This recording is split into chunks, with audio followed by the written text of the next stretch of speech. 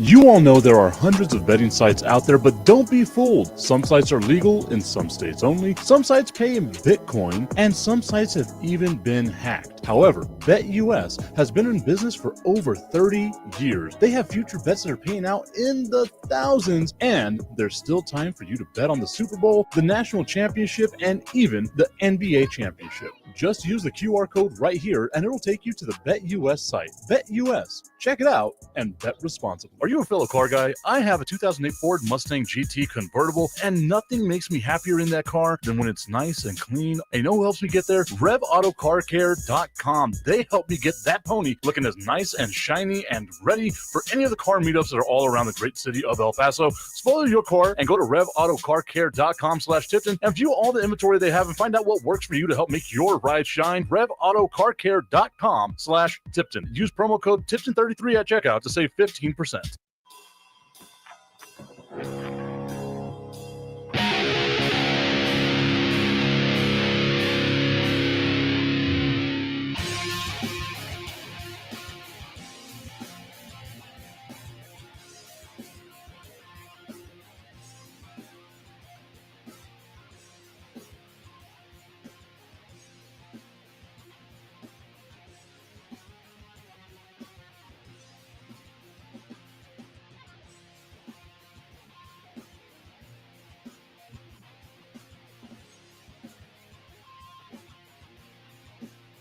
It is the Tipping Point with Mike Tipton, hanging out with you here on a Monday morning. Thank you to everyone that has tuned in on Roku, on X, on YouTube, on Twitter, or I guess Facebook rather, because X and Twitter are the exact same thing. Our guy Tommy Canasta saying good morning, Tommy, or good morning to me, good morning to you, Tommy. I'm running a little weird today, man. Didn't get the normal prep that I normally get, but it's okay. We go through it. We power through. Obviously, it is Super Bowl week, so we've got a lot of stuff coming up where we're going to talk about the big game between the Philadelphia Eagles and the Kansas City Chiefs in the gridiron. Okay, so a lot of things happened this weekend that knocked the NFL off of the podium of what it is that we're going to be talking about as we go on through today's show. Now, I guess there's no way to say it. The Dallas Mavericks did what has to be one of the dumbest GD trades in the history of basketball, in the history of sports, rather. Like, if you've been living under a rock or if you just don't care about basketball, then you didn't hear that the Dallas Mavericks have what is a generational, once in a franchise type player following what was a generational, once in a franchise type player, right? You go from Dirk Nowitzki to Luka Doncic, a walking triple double, a guy that can score 70 points in a single game, right? Like, this is without a shadow of a doubt one of the best offensive players in the NBA. And there's no hands down about, like, no ifs, ands, or buts. Like it is unequivocal that Luka Doncic is considered an MVP candidate, one of the best players in the NBA, and is only 25 years old, as though he hasn't yet quite hit his peak, right? Like that's what we look at whenever we see a guy like Luka Doncic. And sure, the issue that you may have is that he doesn't take care of himself the way that you'd like to see other NBA players take care of themselves, right? Like the infamous video of last year, they make it to the NBA Finals, and Michael Finley, former Dallas Maverick, goes and just grabs the beer out of his hand, and is like, "We've got work that we need to do," right? And Luka's got this look on his face, like, "Dude, I just want to celebrate. Let me celebrate. I'm 25, right? Like, let me live my life." And the Dallas Mavericks have come out and basically said the reason why they wanted to trade Luka Doncic was because of quote unquote culture. Nico Harrison, the general manager of the Dallas Cowboys, also a friend of Rob Pelinka, who's the general manager of the LA Lakers, or not the Dallas Cowboys, the Dallas Mavericks, rather. That's how much the Dallas Cowboys are on my mind. I think of the Mavericks being ran terribly, and I automatically go to the Dallas Cowboys. Goes on to say, quote, as we turn the page, I think it's important to know that Jason Kidd and I, we've had the vision of the culture that we want to create since we've been here. This is after a 144-101 loss at the hands of the Cleveland Cavaliers. Also goes on to say, quote, the players that we are bringing in, we believe, exemplify that.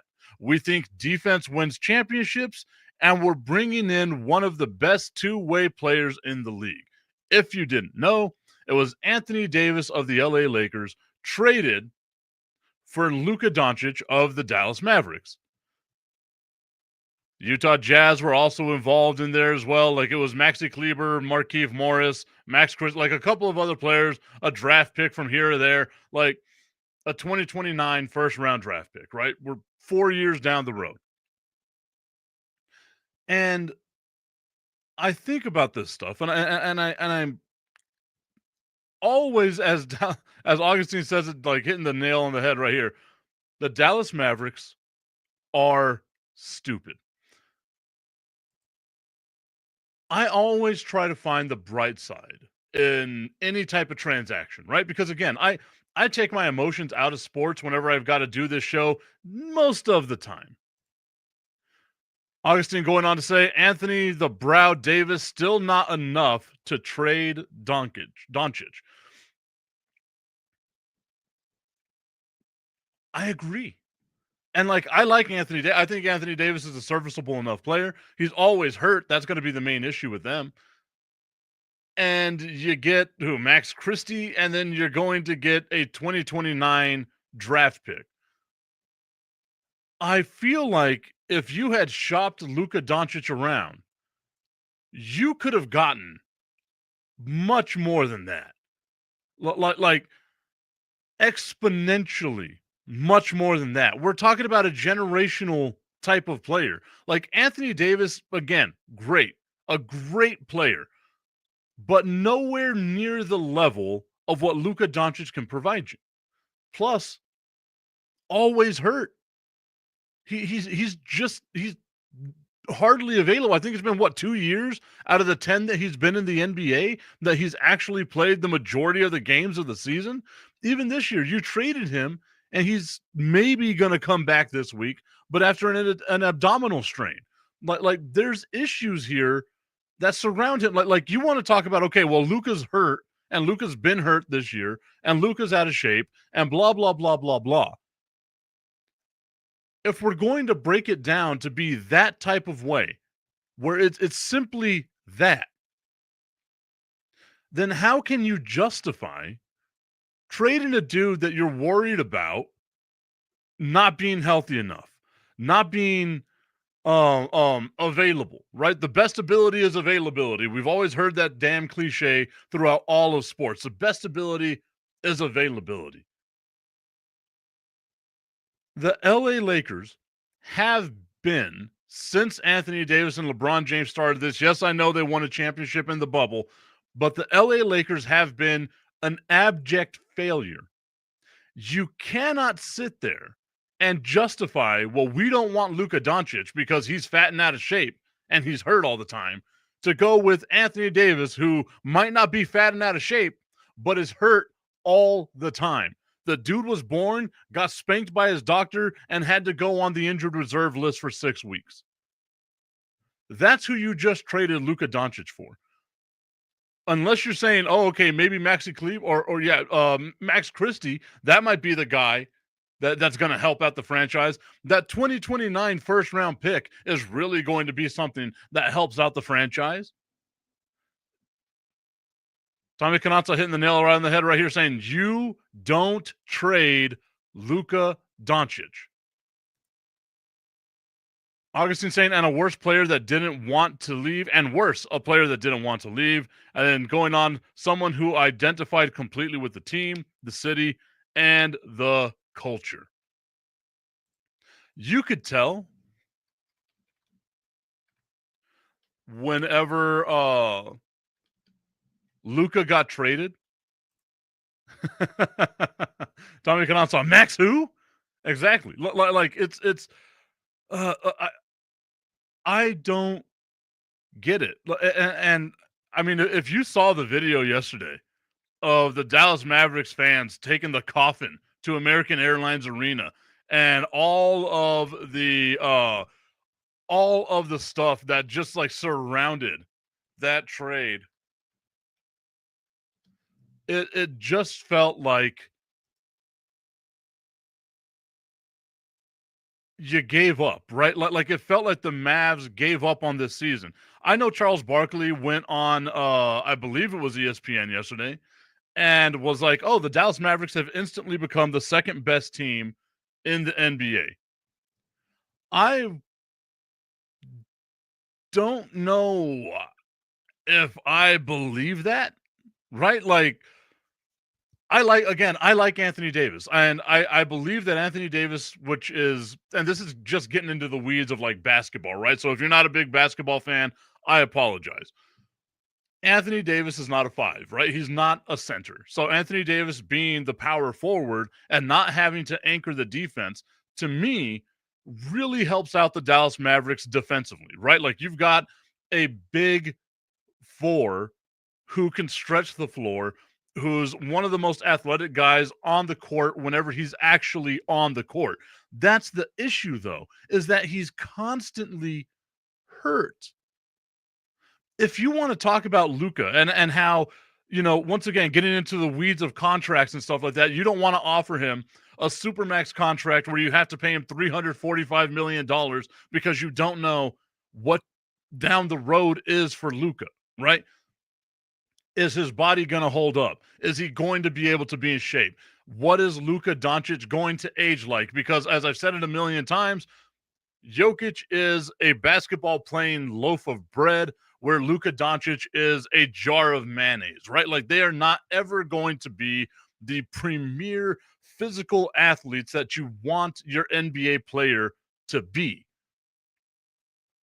Anthony Davis is, but he's always hurt, just consistently hurt.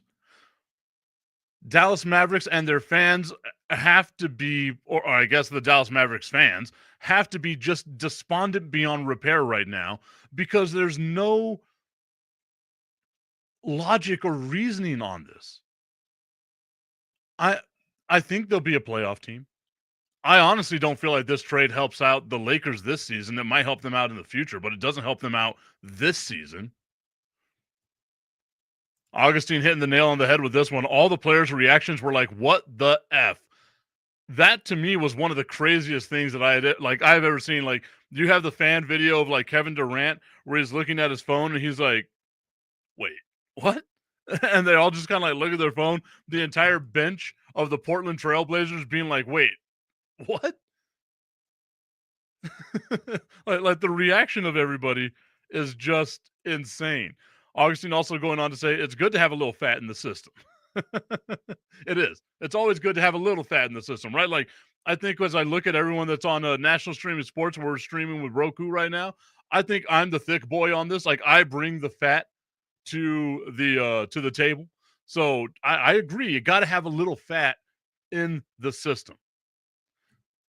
Tommy Canazzo saying that's the only good thing. He can play the four and still have Lively, not right now, and Gafford play the five. Tommy also going on to say, as a Dallas Mavericks fan, he is pissed, depressed, all of it. Like they have to be going through all of the motions right here. Augustine saying, hope Luka takes the Lakers to the bank and back. Woof. I'll talk about that coming up in just a little bit, but you could tell that the Dallas Mavericks trading Luka Doncic was something that even Luka didn't expect, right? Like nobody could have expected this. Nobody. I guess Rob Pelinka answering the phone and getting the phone call from Nico Harris and being like, "Hey, we're interested in trading Luka," and Rob Pelinka has to be like, "Oh, okay."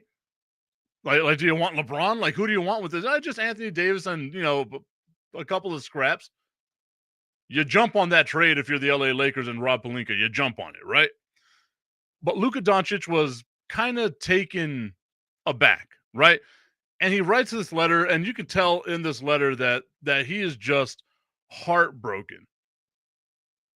And it goes on to say, 7 years ago, I came here as a teenager to pursue my dream of playing basketball at the highest level. I thought I'd spend my career here, and I wanted so badly to bring you a championship. The love and support you have all given me is more than I could have ever dreamt of. For a young kid from Slovenia coming to the U.S. for the first time, you made North Texas feel like home. In good times and bad, from injuries to the NBA Finals, your support never changed. Thank you, not only for sharing my joy in our best of moments, but also for lifting me up when I needed it most. To all the organizations I've worked with throughout the Dallas community, thank you for letting me contribute to your important work and joining you in bringing light to those who need it. As I start the next part of my basketball journey, I am leaving a city that will always feel like a home away from home. Dallas is a special place, and Mavs fans are special fans. Thank you from the bottom of my heart. Woof, man. Like that again, that those are the words of someone who's broadsided by something he wasn't expecting. We've all thought of this, right? Like how do you trade Luka Doncic? How do you trade one of the best? Right? Like I get it. There's going to be those questions and those issues of how does he age? How does that jar of mayonnaise age? Right? And if you want to give him a max contract, you've got to roll the dice on that. But I think it goes down a little bit of a different path here, right? Like Augustine's saying, by the way, I'm a Luka fan and I hate the Lakers. You think that Luka will play a little extra all the time he goes into Dallas? Oh, 100%. And it says you trade a player like Luka when there are no consequences, right? Tommy Carranza, I hate the Mavericks. Tommy Carranza is going through all of the emotions now, man. All of the emotions right now. Going on to say maybe the idiot owner will fire the GM after this blows up in his face and Luka will come back next year, fingers crossed. That's where I was going to go. The ownership of the Dallas Mavericks changed last year, where it went from Mark Cuban to the Adelson family. Tommy Cananza saying Luka's going to drop 100 points on February 25th. I am here for it, man. In my veins. I am with it. The Lakers will still lose. But the Adelson family is the people that bought the Dallas Mavericks from Mark Cuban. They are not basketball people. They are not basketball savants, right? Like they don't know a bunch about basketball. They know about business. And whenever you look at business, this is a great move for business. Because if you don't have to play or if you don't have to pay players the max contract, you're saving a little bit of money. A lot of people don't realize this whenever it comes to sports, especially sports. The longer the season is, the more apt you are to losing money. You lose it in payroll, building expenses, et cetera, right? Like there's a lot of overhead that we as the fans don't see. I firmly believe that this was a cost-cutting measure. I don't know how. I don't know why. I don't understand the mentality of it. But if that is truly the case, the Dallas Mavericks' new ownership in Miriam Adelson is about to go down the path that the LA Clippers went down with Donald Sterling. If we're going to just get rid of really good players before we have to pay them max deals and just bring in expiring contracts and you know all these other things like that, that's not good for basketball. I said it on this show last week, how excited I was that Houston and San Antonio and Dallas, that triangle for the last 20 years has always been such a tough place to win. You go on those 3-game road trips, and it's a tough place for your team to win. If this is going to be the trend, it is a disservice to the Dallas Mavericks. It's a disservice to the Dallas Mavericks communities, their fan bases, and the history that Dirk Nowitzki and Mark Cuban put into that team to get them to the upper echelon of respect. I hope that it's not, but me understanding who the ownership is, and if you don't know who Miriam Adelson and her family is, look them up. It's not going to say much after that, but if you don't know who the Adelson family is, look into them, and you'll see that I get why Mark Cuban is going to give the team up for the money, but the legacy that he built is in real jeopardy if this is the route that the Adelson family wants to go down. Woof. Augustine saying, I'm not a Dallas Mavericks fan, but I remember Adrian Dantley scoring free throws. Man, I loved, like, back in the day, the video games and stuff, like, where I'd be playing basketball and you'd have Fat Lever. I love those old school green and blue Dallas Mavericks jerseys, man. Those were always my favorite. How is this good for business? Less people coming to the games, less merch sales. Yes, bigger tax break. If you can prove that your business is losing money, the kickbacks are higher, right? That's why Donald Sterling wanted to continue owning the LA Clippers, right? I've said this a bunch of times about AM radio. You can make money off of AM radio, but if all you do is say, okay, well, we're just going to sell the FM stations, the AM side is your tax break, right? Like, oh, this part of the business is losing money, so now we need some sort of, kickback to us because it's losing money.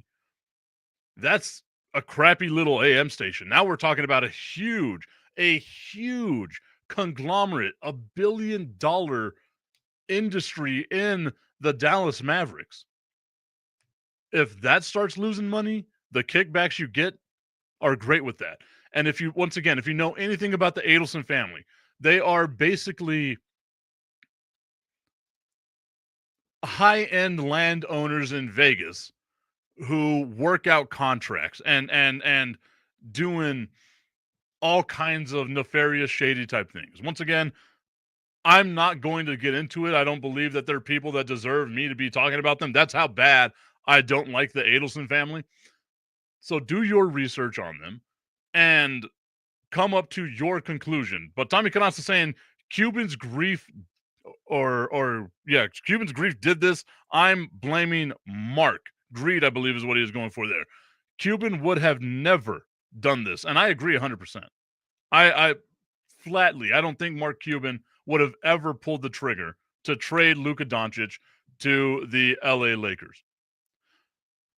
But now, let's look at the flip side, right? Like, I can see a scenario where the Dallas Mavericks are going to be an okay team. Like I think they'll be all right. Like, I like Anthony Davis. He's just got to be healthy. And you never get a healthy Anthony Davis. Kyrie Irving, Anthony Davis, I think that that's a match made in heaven, right? But you look at the Lakers end of this, and this is where it gets interesting to me because they keep going on saying, okay, well, we're not trading LeBron. Like we're flatly not trading LeBron. But LeBron and Luka are basically the same player, right? Like wing guys that control the basketball that need to be able to create for themselves and for others. There's like they're not catch and shoot kind of guys, right? Like that's what made Kyrie a good mix with Luka is that Kyrie is, as for all the flaws that he has, he's a guy that, yes, he can create his own shot, but he can also move around, get open, and then shoot on the fly whenever he gets the ball, right? That's what made Kyrie such a weapon with Luka. Neither one of them are the catch and shoot kind of guy in LeBron James and Luka Doncic, right? They want to create their shot. They have the ability to create their shot. The LA Lakers making this trade for Luka, like, it looks great. I believe it's setting up for the future. I also think if you're Luka Doncic, do you want to be in LA? You know what I mean? Like, yes, the Lakers have won a championship more recently, but that team always seems to fluctuate. Like, who's built around you? What's around you? The remnants of that team after LeBron James leaves, because let's face it, he's getting up there in age, and I don't see him with LA next year. I can't see a scenario where LeBron and Luka are playing the same damn position. And now the LA Lakers have become a liability even more so on the defensive side. You don't have a 5 still. You just lost Anthony Davis, who's comparatively the better two-way player between Luka and himself. I don't see how this trade makes the LA Lakers better. Again, maybe looking forward to the future. They have 1 first-round draft pick now. 1 first-round draft pick left from now, 2025 to 2031. 1 first-round draft pick. That first-round draft pick 6 years from now, I don't believe has enough value to bring you other players. Because if you're in win-now mode, like some of the other teams in the NBA are, like you always expect the LA Lakers to be, they're the 4th best team in the Western Conference right now. This move isn't the impactful move that you wanted it to be. I think it's a great move, right? Like, anytime you can get talent is obviously, cream is always going to rise to the top. But the way this team is built isn't going to make a long run in the playoffs. You have 2 guys that are the same guy. Luka's just a much more unathletic and younger version of LeBron James. For me, that's going to be the interesting part here. Is I think that Dallas will move up in the standings in the regular season if Anthony Davis can stay healthy for the remainder of the regular season. Once again, huge if. That's a big caveat. If Anthony Davis can stay healthy. We already know his past. But Luka being in LA, I don't think that's, man, I don't think that that's a, even in the future, like, the only trade piece you have that you can now bring in more draft picks and draft capital after LeBron leaves is LeBron James. And they've already come out and said, okay, well, we're not going to trade LeBron James. So it's going to be interesting to think about how this is going to play out for them, right? Like, you look at the LA Lakers roster, and yeah, it looks awesome, right? Where you have LeBron James and Luka Doncic. Those are your top 2 guys right there. And then you've got Dorian Finney-Smith and Rui Hachimura and Jackson Hayes and Bronny James and Trey Jamison III and Maxi Kleber, right? Like, Cam Reddish, Austin Reeves, Markieff Morris. Like, this isn't a well-built team. This isn't a team that you can look at and say right now, like, oh, okay, yeah, that seems that seems like a team we can trust. And you look at the schedule that they have coming up. I'm trying to bring that up right now because I was looking at it yesterday. You look at the schedule that the LA Lakers have coming up, and they've got the Clippers, so maybe that's a win. Then you've got Golden State, Indiana, the best team in the NBA right now, back-to-back versus Utah, then Charlotte, then Portland, and then you get into Denver, Dallas, Minnesota, like the good teams, right? I don't see a scenario here where the or the Lakers rather become this world-beaten team. Like, I just don't see it. Your issue was defensive liabilities, and then you traded away your best defensive player for a guy that is a defensive liability. I like the move for Dallas, once again, with a huge caveat of if, right? But the move for the Lakers leaves a lot of questions here. And I'm, watching ESPN, and I've got Dave McMenamin all over the TV as he's following LeBron James for the remainder of his career. And they're talking about that first round draft pick in 2031 being the bargaining chip that the Lakers can use to maybe bring in some more pieces. That's going to be the chip that allows the LA Lakers to look forward and build in the future. I don't see it. And I've never seen a scenario with the LA Lakers where they've been the let's rebuild for the future type franchise. They've just never been that franchise since Jerry Buss bought them in the 70s. If you never saw Winning Time, you need to look up that damn movie or watch that show on HBO. It was a great show, Winning Time. Didn't get the love that it deserved. Tommy Canazzo saying this is going to hurt. Even if it works out for Dallas and they win a championship this year, it's still going to hurt. Exactly, right? Because you don't know what the future is going to be like. I think the potential upside for Luka Doncic is so much higher than what it is for Anthony Davis and the Dallas Mavericks made up the way that they are made up right now. You can hear the doorbell that I had just ring right now. Got a package dropped off, so that's awesome. That's going to be from a new sponsor. I cannot wait to show you the stuff from one of our new sponsors here with us. But yeah, like those are my thoughts on that trade. I went a little bit longer on it than I thought that I was initially going to. Another trade that I want to talk about because this weekend was a busy weekend in the NBA, and I am here for it. The trade that made me a happy man. The San Antonio Spurs making a trade to get De'Aaron Fox from the Sacramento Kings. I was going to call them the San Francisco Kings for some reason. But getting De'Aaron Fox from the Sacramento Kings, that to me, a huge trade that benefits the San Antonio Spurs and allows the scoring to now be spread out more than just Victor Wembanyama.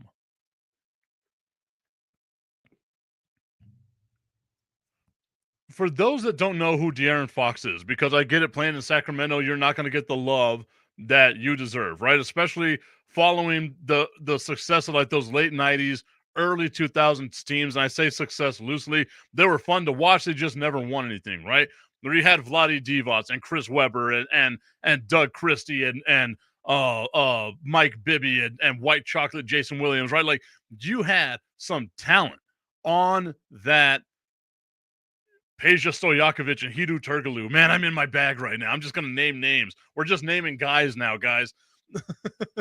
You had a phenomenal run for the Sacramento Kings, right? Like for any other franchise, you want to win that championship. For the Kings, you were just in the conversation for the first time since you had Oscar Robertson on your team, right? Robertson on your team.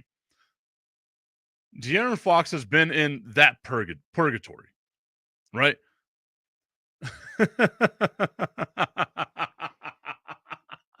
Tommy, I didn't mean it that way, my guy. I didn't mean it.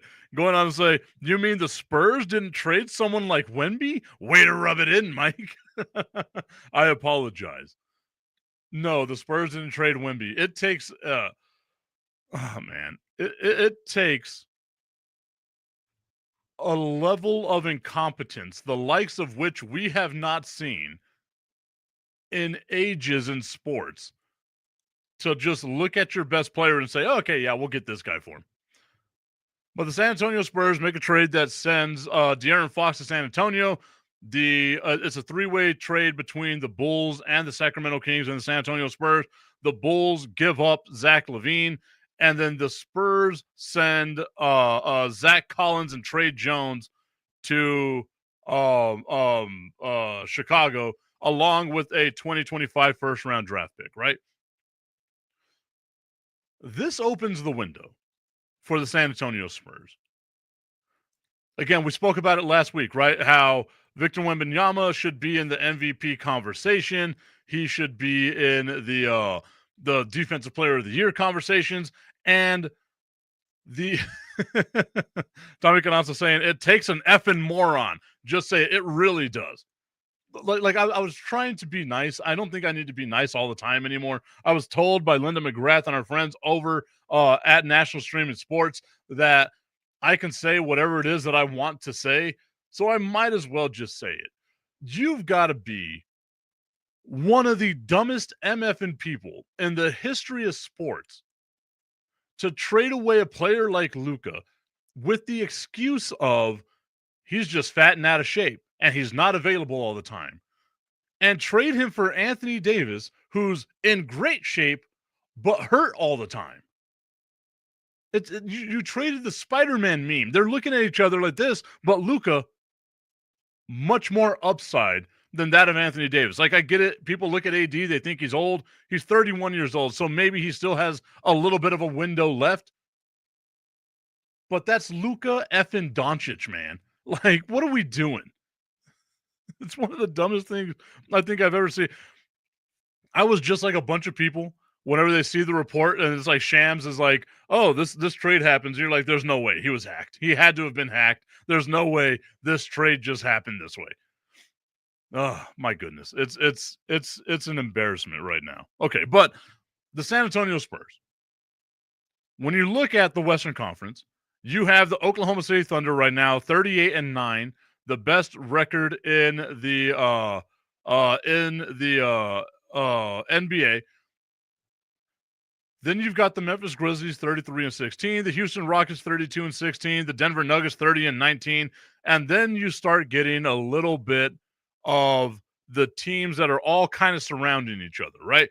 The Lakers 28-19, the Clippers 28-21, the Timberwolves 27-22, the Suns 25-23, the Mavs 26-24. That's going to drop. The Sacramento Kings 24-24, the Golden State Warriors 24-24, and the San Antonio Spurs 21-25. Right? You have, again, 5 games separating number 12 from number 5. 5 games. That's all it is. 5 games. In the loss column and the win column, 5 games separating number 12. And if you really want to get into it, yeah, I guess we'll go with that. Number 12 to number 5, right? That's a lot of teams just around here. Sacramento, to me, making this trade is them punting on the season. So now you have the possibility of the San Antonio Spurs moving up a single spot, if that's the way that it goes. The Dallas Mavericks need to do everything to hold on to it. I think they're going to move up. The Lakers, I believe, are going to fall down back to earth. The Phoenix Suns seem to be plummeting with all the talent they have. They should be better. And it leaves the door open for the San Antonio Spurs this year to make a playoff run. I believe they're ahead of schedule. I didn't think the Spurs were going to be this good. I genuinely thought that the San Antonio Spurs were going to be bad for last year, this year, maybe into next year, and then they start getting better as draft picks come in. Players want to play with Wemby because a guy like that takes so much pressure off of everything, right? But now the San Antonio Spurs having De'Aaron Fox really means that they have an additional scorer. My issue is that he's the same height as Chris Paul, maybe 3 inches taller than Chris Paul. So you have basically 2 point guards on the floor. How's that going to work, right? Like, does De'Aaron Fox now become a shooting guard because he is a great passer? Now you're taking the ball out of his hands more. Like, it's going to be something that the San Antonio Spurs have to work out as they go forward. But I still think it's going to be something that works for them, right? Like, it's better than doing nothing. Zach Collins wasn't going to be someone that helps you out if you're the San Antonio Spurs. Now you've got a guy that actually helps you out. I don't like them giving up a 2025 first-round draft pick, but I'll accept it if it means that they get into the playoffs and make a little bit of noise, right? That's what the San Antonio Spurs have right now. De'Aaron Fox, to me, good player. Like, genuinely a good player. Statistically solid, right? Like he's going to get you points. He's good on the defensive end. He's a mid-range shooter, explosive at the rim, and now he doesn't have to carry the entire franchise because that's the job of Victor Wembanyama. Now you make Victor's job a little bit easier because now you have someone who can get his own buckets, who can create his own shot, who can also catch and shoot, right? So now we get to see a different evolution of Victor Wembanyama, where I don't believe he has to score 30 every night for the Spurs to win, where he can score 20, 25 and start passing the ball off. And De'Aaron Fox, instead of having to score 40 for the Kings to win, can get back into his role of scoring 20 to 25 as well and just get better, right? Like that's where I believe the San Antonio Spurs have gotten. They've gotten better.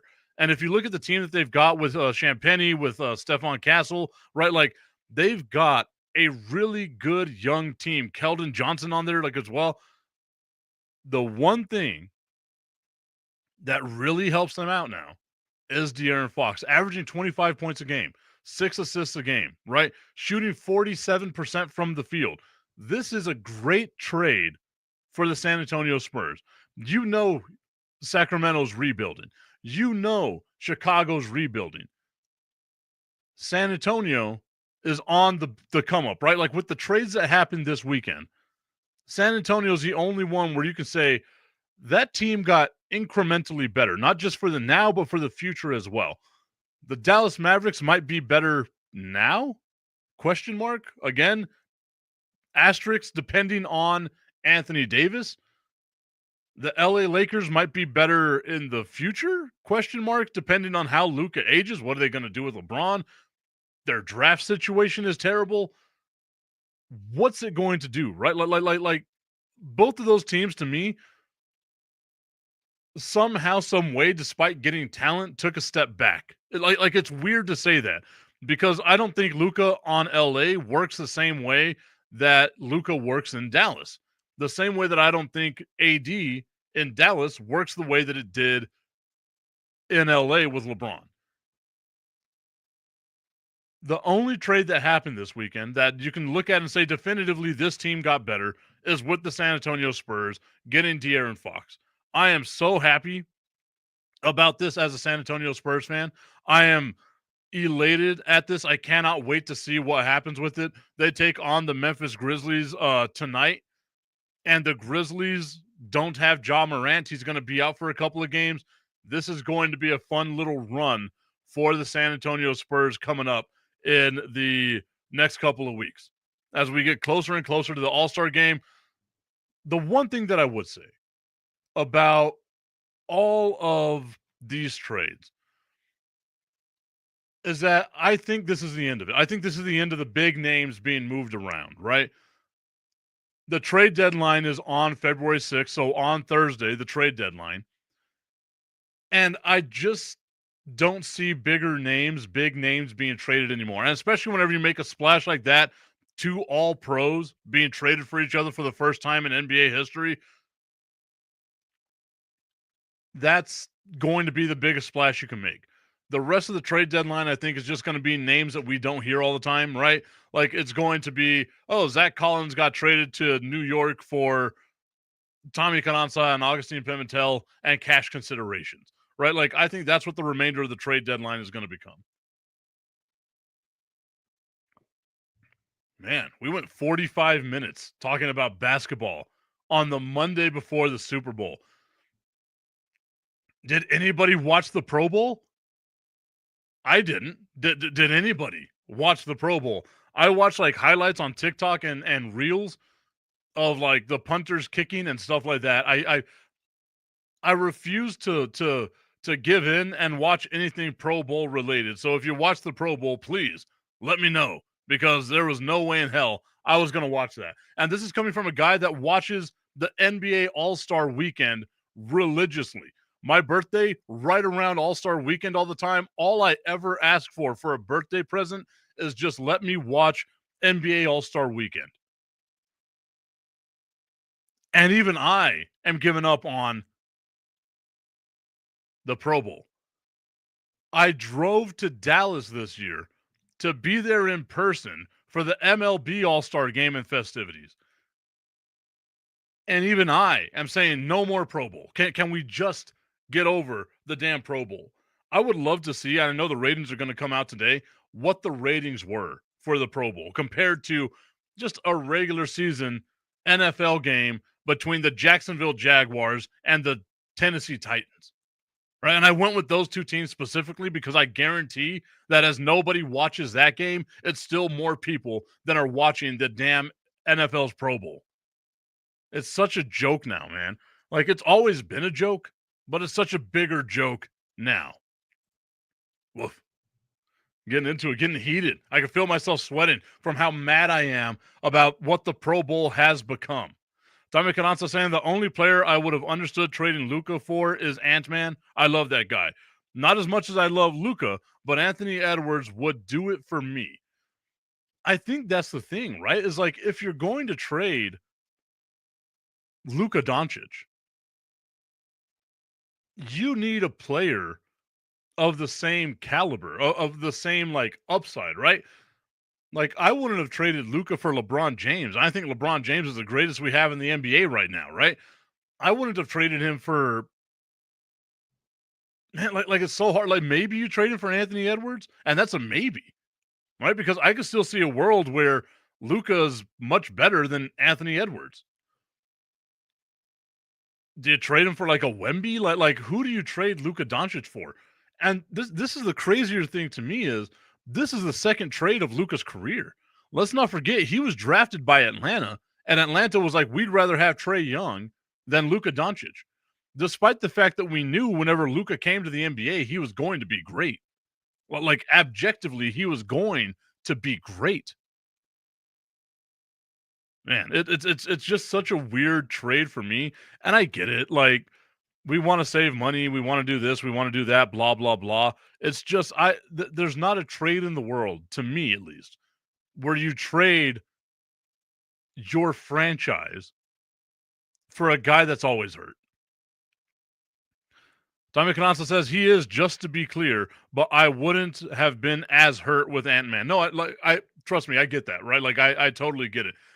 Because I feel the same way as like a Spurs fan, right?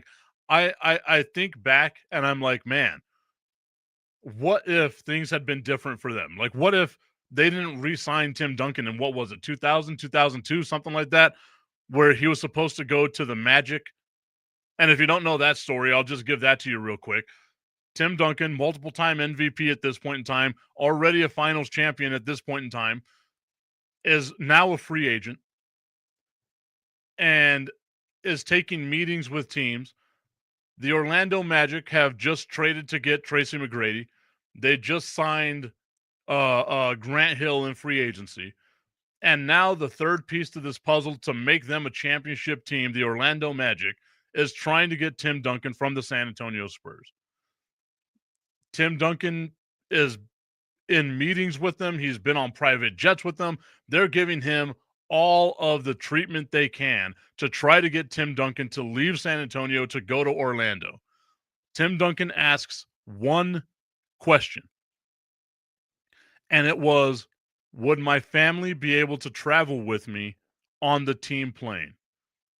Head coach Doc Rivers said no. And that killed the deal. Tim Duncan was that close. All you had to do was say, yes, your team can travel with you, or your family can travel with you. And you would have changed the trajectory of two franchises, probably more, in NBA history, right? But you said no to Tim Duncan having his family travel with him. It's mind-blowing. You talk about dumb decisions. Tommy Cananza put it up here earlier, right? Where it's like, all you got to do is just say they're an effing moron. It takes an effing moron to not read the room. I assure you that they wouldn't have traveled. Tim Duncan's family wouldn't have traveled with him to every game. Maybe a couple here and there. You say yes. It's such a dumb way that Doc Rivers handled that, because he wanted to go old school with it. Like, no. The team plane is only for the team. If you're superstar, if you're that close to landing Tim Duncan, because we already knew at this point Tim Duncan was great. If you're that close to landing Tim Duncan and creating a team with Tim Duncan, Grant Hill, and Tracy McGrady in their prime, I get it. Grant Hill got hurt after that. Maybe he doesn't get hurt, right? But if you have these guys in their prime, you say yes. That's one of the dumbest moves in the history of basketball, where we were just reminded of a dumbass move this weekend. Thanks, Dallas Mavericks. Tommy Canazza saying, wow, I didn't know that. And then going on to say, imagine the Spurs trading Tim Duncan. Imagine the Bulls trading Jordan. Imagine the Lakers trading Kobe. It doesn't effing happen.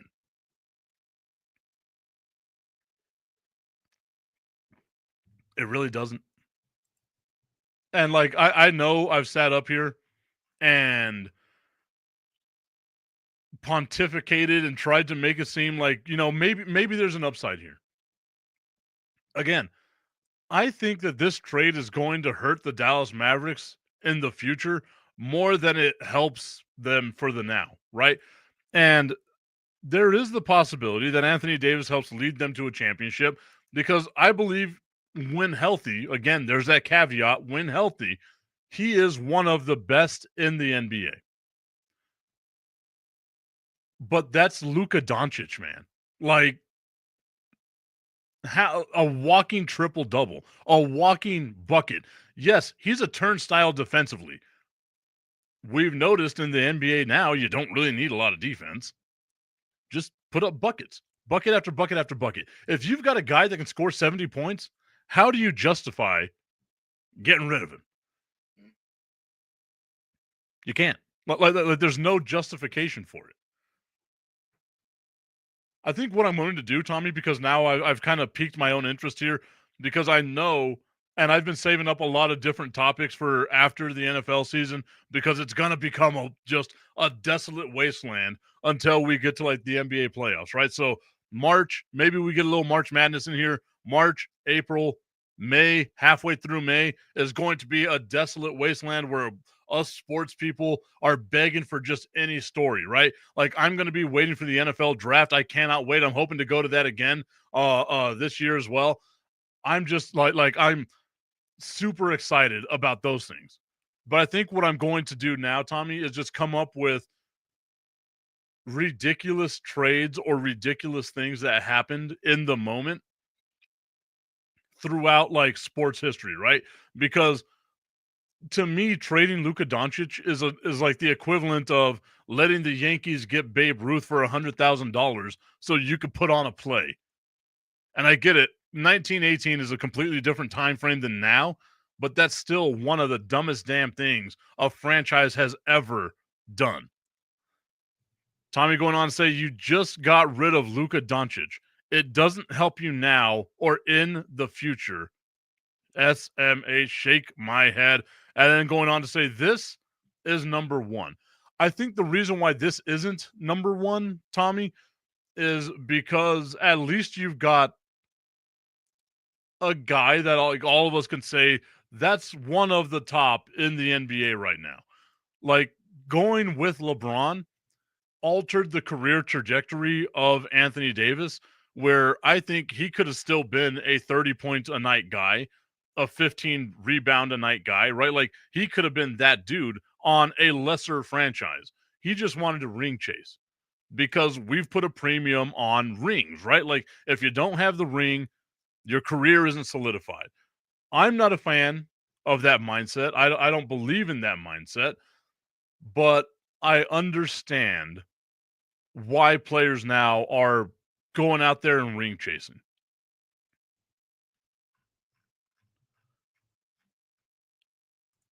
Tommy Canassa saying a 25-year-old Luka or a 31-year-old Anthony Davis, it's easy for me. But that's the thing, right? Like, again, this is me playing devil's advocate. I agree with you. I'm taking Luka in this scenario 99.99999% of the time.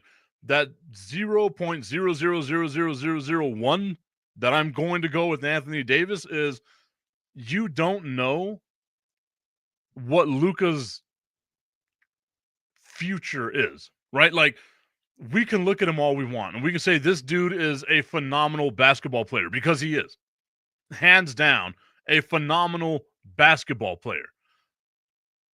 But is he going to do what it takes to take care of his body and have a long career? If you're already injury prone now, what's it going to be, right? $345 million, I'm paying it because that's jersey sales. You get that money back eventually, right? But if I'm playing devil's advocate here, there's a real possibility that Luka gets hurt. Luka isn't in the best of shape, and as we've seen, doesn't have the, I don't want to say mental toughness because it doesn't seem like that. Like, he's not Zion Williamson. But if he does sustain a major injury, how does he come back from that? You could feasibly see where Luka could, worst case scenario, start going down in his career in the next couple of years. Where Anthony Davis can probably keep this level of competition, this level of play, at least for the next couple of years as well, before he starts to diminish down. The big guy's game ages better than the little guy's game, especially if it's all about, I've got to be able to create space and get my shot off, right?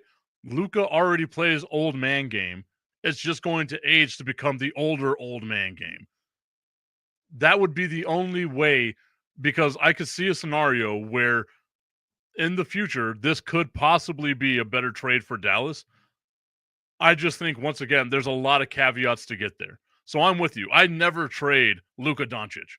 99.99999% of the time. I just did what I never do. I see what I did there. I do what I don't like to do, which is I don't like to talk in absolutes. There's always the possibility that this trade works out for the Dallas Mavericks. Tommy going on to say they could have traded LeBron, Reeves, and Davis, and it still wouldn't make sense to me. I'm just a big Luka fan, which I totally get. It just hurts. I have like 8 jerseys that I have to get rid of. Man, that's always been my thing with jerseys. I'm so tired of buying jerseys because, like, my players that I buy the jersey of, they just wind up getting traded or sent away. Tommy saying, if Luka wants to eat 10 Big Macs a day, you let him. He's still going to go out and drop 40 a night. No, I'm with it. Like, especially right now, he's 25, right? This is the peak physical form that Luka Doncic is going to be in, which sounds weird because, once again, I just called him a jar of mayonnaise. But man, this trade, like, especially now in the moment, just 48 hours or so removed from the moment, less than 48 hours removed from the moment, it's still one of those trades where it makes you scratch your head and say, why? Again, like, I don't see either team getting better. Like if they did, it was fractionally better. It wasn't a lot better the way that you want a trade to work out for your team. Neither team punted on the season. They just basically traded dudes for each other because they wanted to trade dudes for each other. And I get it. Nico Harris has to come out and be like, look, guys, I did it for these reasons, right? Like, it reminds me of back in the day, WWE, Rikishi running over Stone Cold, and they get him in the interview. He's like, why did you run over Stone Cold Steve Austin? And he goes, I did it for The Rock. I feel like right now, Nico Harris is Rikishi. I did it for the Mavs. It's just a dumb trade. Tommy, I'm with you. It takes an effing moron to pull off that trade. And right now, Nico Harris, outside of winning a couple of championships, there's no way that you can justify this trade. And you do look like, indeed, an effing moron. Look at that. Already gone through the hour, the first day of the week, the first show of February in the books. Everybody, thank you so much for being a part of today's show. I appreciate the love. I appreciate the support. Please go out there, share the show.